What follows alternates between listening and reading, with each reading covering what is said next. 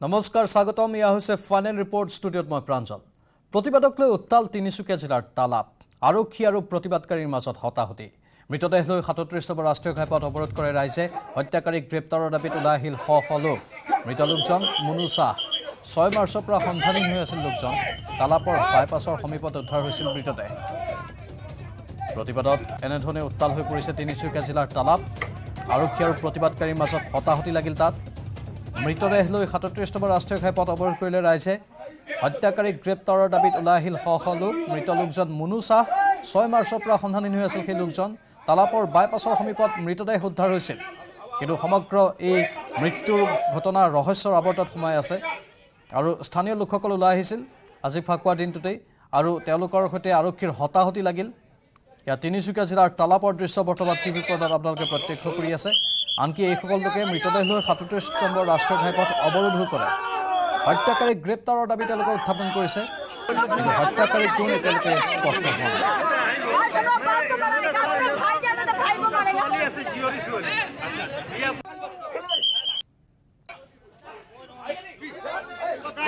सोमवार से 8 बजे गए हुए हैं काम करने के ये लोहाटना लेने के लिए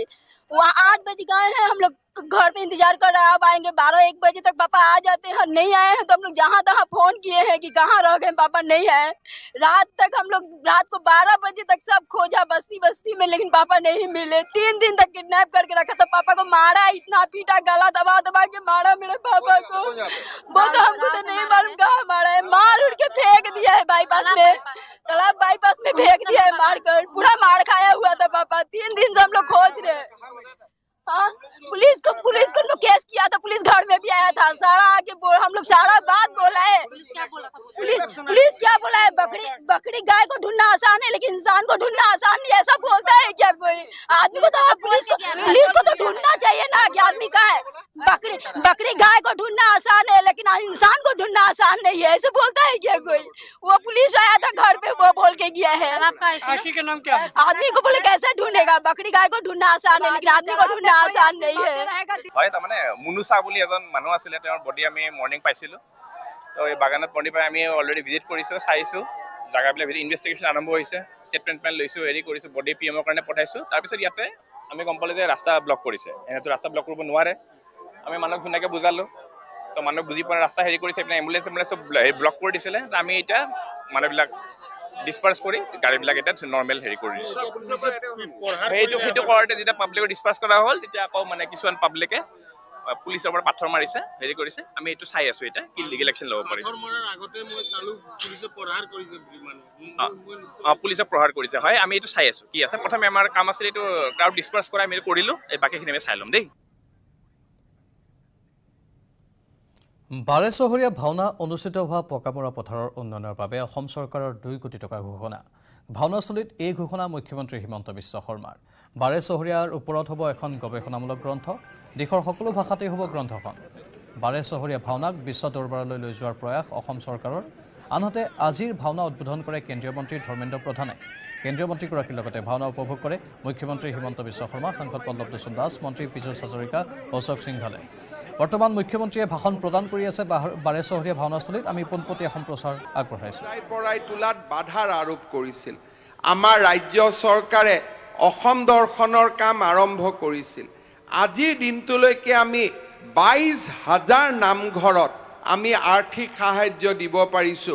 গাঁৱে ভূঞে নামঘৰসমূহ আজি লাহে লাহে জিলিকি উঠিবলৈ আৰম্ভ কৰিছে আজি যদি এফালৰ পৰা আমি চাব যাওঁ অসমৰ প্ৰথমবাৰৰ বাবে লাচিত বৰফুকনে হওক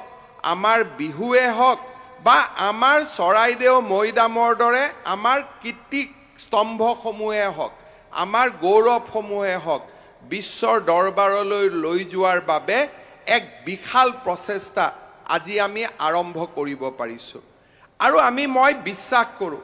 যে আমাৰ অসমৰ এই সম্পদসমূহক আমি যেতিয়া বিশ্বৰ বুকুলৈ লৈ যাব পাৰিম বিশ্বই আমাক সন্মানৰ চকুৰে চাব বিশ্বই আমাৰ প্ৰতি জানিব চেষ্টা কৰিব আৰু বিশ্বই আমাক চিনি পাব যে এক প্ৰাচীন সভ্যতাৰ গৰাকী আমি যদি আজি মই গুগল সাৰ্চ কৰোঁ 226 বছৰ ধৰি একেলগে একেধাৰে প্ৰদৰ্শিত হৈ থকা কোনোবা অনুষ্ঠান হয়তো কৰবাত ব্ৰিটিছ বা ইংলেণ্ডত শেক্সপিয়াৰৰ ড্ৰামা হ'ব পাৰে, কিন্তু সমূহীয়াভাৱে এনেকে প্ৰদৰ্শন কৰা হয়তো দ্বিতীয় এটা নিদৰ্শন কতোৱে নাথাকিব। কিন্তু তাক গৱেষণা কৰি বহল বুকুলৈ লৈ যোৱা এই প্ৰচেষ্টাখিনিত কৰবাত আমি ৰখি আছিলোঁ। আজি আমাৰ অসম সলনি হৈছে। আজি আমি অসম সেই কৰবাত নহয় কৰবাত পিছ হুহুকি থকা প্ৰদেশ নহয়। আজি আমাৰ অসমৰ ৰাইজৰ স্বাভিমানে এক নতুন ধৰণে আমাৰ মাজত দেখা দিছে। আমি বুজি উঠিছোঁ যে আমাৰ মাজত ঐতিহ্য আছে, আমাৰ মাজত সম্পদ আছে, আমাৰ মাজত চহকী সভ্যতা আছে। আজি মহাপুৰুষ শ্ৰীমন্ত শংকৰদেৱৰ বিষয়ে যেতিয়া আমি ক'ব যাওঁ, মহাপুৰুষ শ্ৰীমন্ত শংকৰদেৱে যিটো সময়ত অসমৰ সম্পদসমূহৰ লগত ভাৰতৰ ৰাষ্ট্ৰীয় যি গৌৰৱ আছিলে সভ্যতাক কি ধৰণে এডাল ঐক্যতানেৰে বান্ধিছিল, সেই ধৰণৰ বিকল্প উদাহৰণ দ্বিতীয় উদাহৰণ পাবলৈ অত্যন্ত টান। কিন্তু এই কথাবিলাকৰ ওপৰত আমি দৃষ্টি নিক্ষেপ কৰা নাছিলোঁ। আজি সেই প্ৰচেষ্টাসমূহ আজি আমি নতুনকৈ আৰম্ভ কৰিছোঁ। এই বছৰ অসমৰ চাহ উদ্যোগে 200 বছৰৰ পূৰ্ণতা লাভ কৰিব। 200 বছৰ আগতে অসমত প্ৰথম চাহ উৎপাদন হৈছিল। সেই 200 বছৰৰ চাহ উদ্যোগো এই বছৰ আমাৰ ৰাজ্য চৰকাৰে গৌৰৱেৰে সৈতে পালন কৰিব। মই বিশ্বাস কৰোঁ যে অসমৰ চাহ হওক, অসমৰ আমাৰ সম্পদসমূহ হওক আৰু অসমৰ সংস্কৃতি হওক, অসমৰ সভ্যতা হওক, আমি পৃথিৱীক দিবৰ বাবে বহুতো আছে। আমি বিশ্বৰ বুকুলৈ আমাৰ সভ্যতাক আমি আগুৱাই লৈ যাব লাগিব আৰু আমাৰ সভ্যতাৰ অমৃতেৰে সমগ্ৰ বিশ্বক আমি সঞ্জীৱনী শক্তি দিব পাৰোঁ। তেনে এক অদ্ভুত শক্তি আমাৰ মাজত লুকাই আছে। মই বিশ্বাস কৰোঁ যে আমাৰ সামগ্ৰিক প্ৰচেষ্টাই আমাক তেনে এক স্থানলৈ লৈ যাব আৰু মই বিশ্বাস কৰোঁ যে আজি অসমৰ জনগানৰ মাজত সৃষ্টি হোৱা অদ্ভুত নৱজাগৰণে আমাক সেই নতুন দিগন্তলৈ লৈ যাব। বাৰেচহৰীয়া ভাওনাত আজি আমি সমবেত হৈ আমাৰ অসমৰ বুকুত লুকাই থকা বাৰেচহৰীয়া ভাওনাস্থলীৰ পৰা আমি পোনপটীয়া সম্প্ৰচাৰ আগবঢ়ালোঁ। মুখ্যমন্ত্ৰী হিমন্ত বিশ্ব শৰ্মাই তাত ভাষণ প্ৰদান কৰি আছে।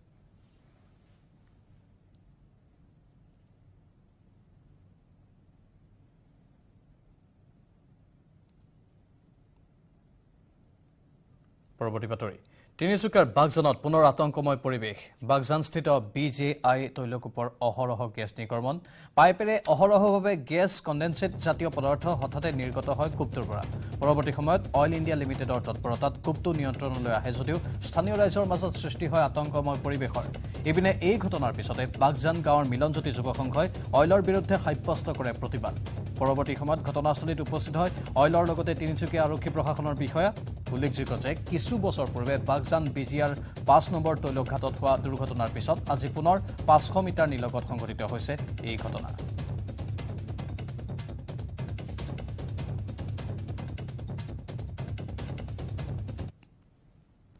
হোলী গীতৰ জৰিয়তে হিমন্ত বন্দনা। PMAUৰ একাংশ হিতাধিকাৰীয়ে গালে এই গীত। বঙাইগাঁৱত একাংশ লোকে পৰিৱেশন কৰিলে এই বিশেষ হোলী গীতটো।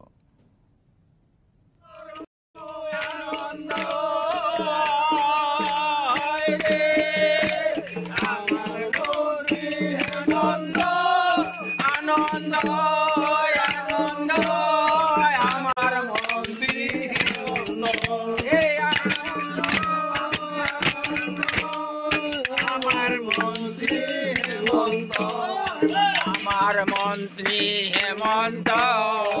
আমি করু আনন্দ আনন্দ আনন্দ আমি মন্ত্রী হেমন্ত আনন্দ আনন্দ আমার মন্ত্রী হেমন্ত গাঁৱে গাঁৱে দিছে ঘৰ আমি কৰু আনন্দ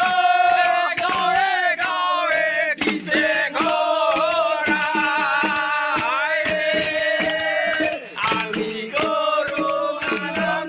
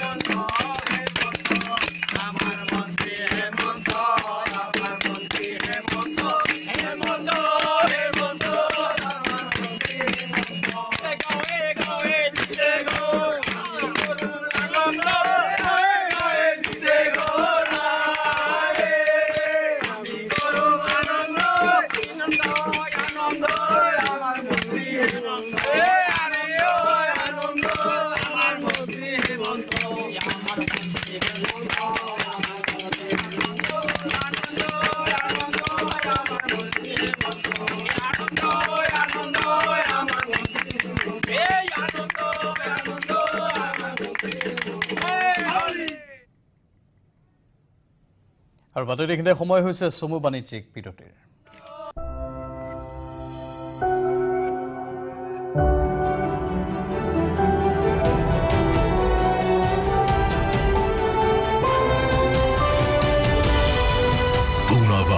FinCorp presents News 18 Rising India Real Heroes. Coming soon. কেৱল ষ্ট্ৰং নহয় মাইথান ষ্ট্ৰং মাইথান ষ্টীল নিৰ্মাণৰ মানদণ্ড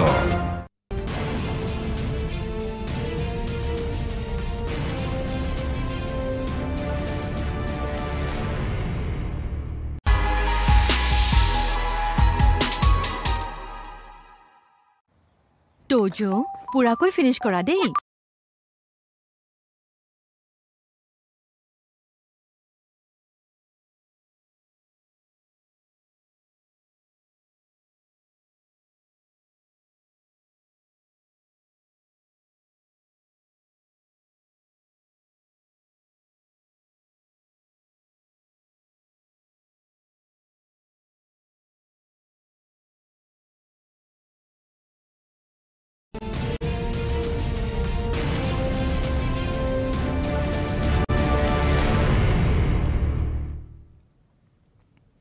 আপুনি চাই আছে ফাইনেল ৰিপৰ্ট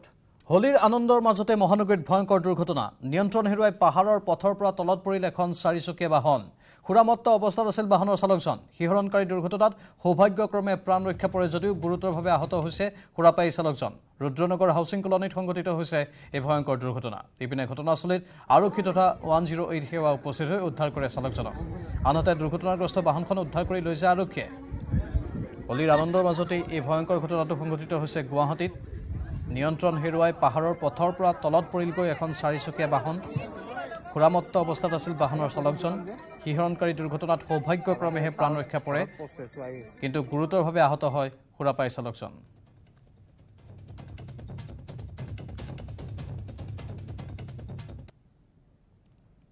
কেন্দ্ৰীয় গৃহমন্ত্ৰী অমিত শাহৰ নিৰাপত্তাত কাফিলতি কেন্দ্ৰীয় গৃহমন্ত্ৰীৰ কনভয়ৰ মাজত সোমাল সাধাৰণ বাহন প্ৰথম অৱস্থাত আৰক্ষীয়ে ৰখাইছিল বাহনখন আৰক্ষীৰ তালাচীৰ মাজতে হঠাৎ পাৰ হৈ গ'ল সেই বাহনখন কথম্পিত দুৰ্ঘটনাৰ পৰা ৰক্ষা পৰিল কনভয়ৰ বাহন এই ঘটনাৰ পাছতে কিছু সময় ৰৈ যায় কনভয়ৰ বাহন আগৰতলাৰ ত্ৰিপুৰা চৰকাৰৰ শপত গ্ৰহণ অনুষ্ঠানত অংশ ল'বলৈ গৈছিল কেন্দ্ৰীয় গৃহমন্ত্ৰীগৰাকী আগৰতলাত কেন্দ্ৰীয় গৃহমন্ত্ৰীগৰাকী এই অনুষ্ঠানত অংশ ল'বলৈ যোৱাৰ সময়তেই এই অঘটনটো সংঘটিত হয়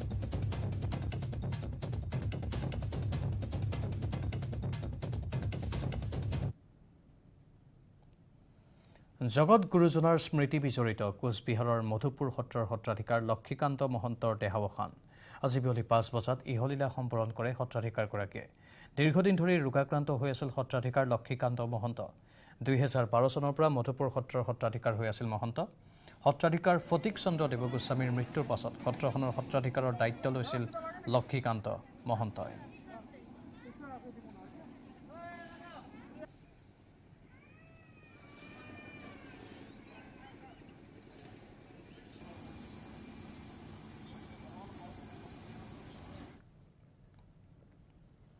ৰঙত ৰঙিয়াল হৈ উঠিল সমগ্ৰ ৰাজ্য বিগত বৰ্ষসমূহৰ দৰে এইবাৰো গুৱাহাটী মহানগৰীৰ বাণিজ্যিক প্ৰাণকেন্দ্ৰ ফাঁচী বজাৰত উখল মাখল পৰিৱেশ নৃত্য গীত আৰু ৰঙৰ সমাহাৰত একাকাৰ হৈ পৰিল সকলো এই প্ৰতিবেদন আগবঢ়াই বিদায় লৈছো এতিয়া বাতৰিৰ পৰা নমস্কাৰ শুভৰাত্ৰি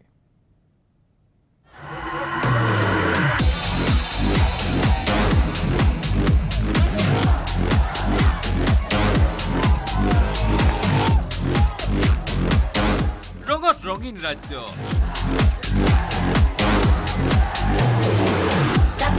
উতলা ফাঁচী বজাৰ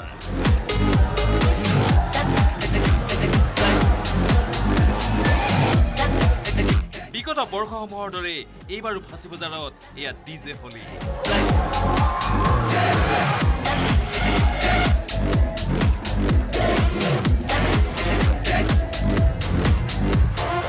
কি যুৱতী কি যুৱক কি মহিলা কি পুৰুষ কণ কণ শিশুৰ পৰা আৰম্ভ কৰি বয়োজ্যেষ্ঠজনলৈকে ৰঙত ৰঙিয়াল হৈ পৰিল সকলো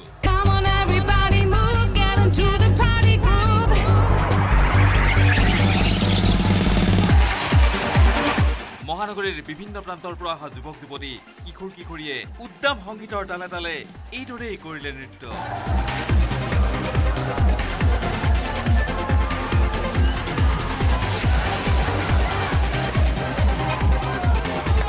জীৱনৰ সকলো দুখ কষ্ট পাহৰি ৰঙৰ উৎসৱত ৰঙিয়াল হৈ পৰিল সকলো।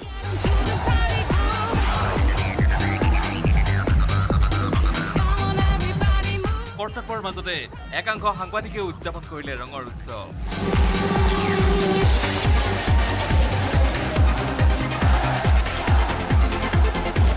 মৌচুমী শৰ্মা বৰুৱাৰ report, news 18 Assam north east.